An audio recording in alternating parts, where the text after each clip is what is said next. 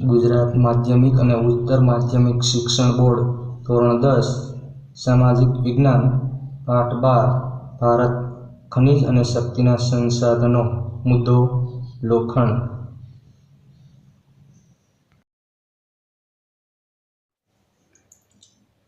હવે જોઈએ લોખંડ। મહત્વની, પાયાની અને ખૂબ જ મહત્વની જો કોઈ ખનિજ હોય તો તે છે લોખંડ। આ લોખંડ થકી જ રાષ્ટ્ર અને વિશ્વ એ અવકાશ સુધી પહોંચી શક્યું છે। ટાંકણીથી માંડીને જમ્બો જેટ પ્લેનો બનાવવામાં અનેક જગ્યાએ લોખંડનો ઉપયોગ થાય છે, જેમ કે મોટા યંત્રો બનાવવા માટે લોખંડ ઉપયોગી છે। તેવી જ રીતે મોટા સ્ટીમરો એટલે કે જહાજો બનાવવા માટે પણ ઉપયોગી છે। તેવી જ રીતે રેલવેના પાટાઓની અંદર અને રેલવે બનાવવાની અંદર પણ લોખંડનો ભરપૂર ઉપયોગ થાય છે। સાથે સાથે નાના મોટા બ્રિજ એટલે કે પુલ બનાવવા માટે પણ લોખંડ ઉપયોગી છે। આ ઉપરાંત મકાન બાંધકામ અને શસ્ત્ર સરંજામની અંદર પણ લોખંડ એ ખૂબ જ ઉપયોગી સાબિત થાય છે, એટલે કે ખૂબ જ વ્યાપક પ્રમાણમાં ઉપયોગ કરવામાં આવે છે। વળી લોખંડની ગુણધર્મની વાત કરીએ તો તે સસ્તું, ખૂબ જ મજબૂત અને લાંબો સમય સુધી ટકાઉ રહે તેવા પ્રકારનું હોય છે। મોટાભાગના વિશ્વના રાષ્ટ્રો છે તે રાષ્ટ્રોની અંદર આ કાચું લોખંડ છે એ મળી આવે છે।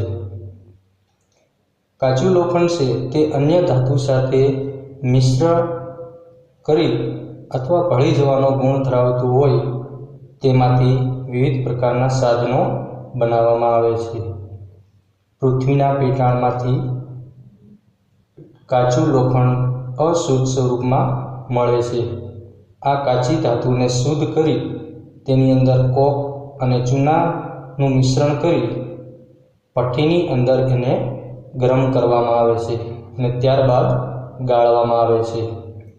તેને ઢાળનું લોખંડ અને ઢાળના લોખંડમાંથી જો કાર્બન તત્વ દૂર કરવામાં આવે અને જે લોખંડ મળે તેને ઘડતરનું લોખંડ કહેવામાં આવે છે। ભારતની અંદર લોખંડની કાચી ધાતુના 4 પ્રકાર છે। 1 હેમેટાઇટ, 2 મેગ્નેટાઇટ, 3 લિમોનાઇટ અને 4 સિડેરાઇટ। આ 4 પ્રકારે કાચી લોખંડની ધાતુ આપણને મળે છે।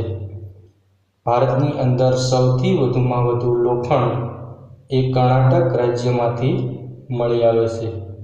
આ ઉપરાંત અન્ય રાજ્યોની અંદર પણ વધતા ઓછા પ્રમાણમાં લોખંડ પ્રાપ્ય બને છે, જેમ કે ઓડિશા, ઝારખંડ, છત્તીસગઢ, આંધ્રપ્રદેશ વગેરે જેવા અનેક રાજ્યો છે ત્યાંથી પણ લોખંડ પ્રાપ્ત થાય છે।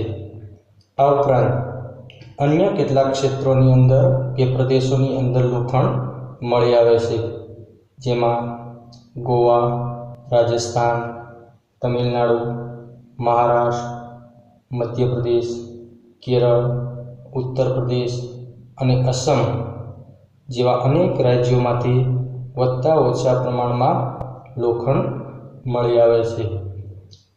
વર્તમાન સમયની અંદર લોખંડ ખૂબ જ મહત્વની ખનિજ ગણવામાં આવે છે, જે અનેક ક્ષેત્રોની અંદર ઉપયોગ કરવામાં આવે છે।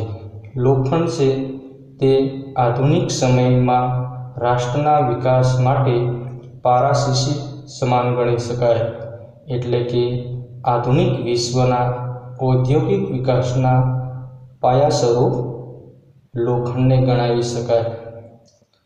આપણે જે અવકાશ સુધી પહોંચી શક્યા છીએ તેનો મૂળ આધાર એ લોખંડ પર રહેલો છે।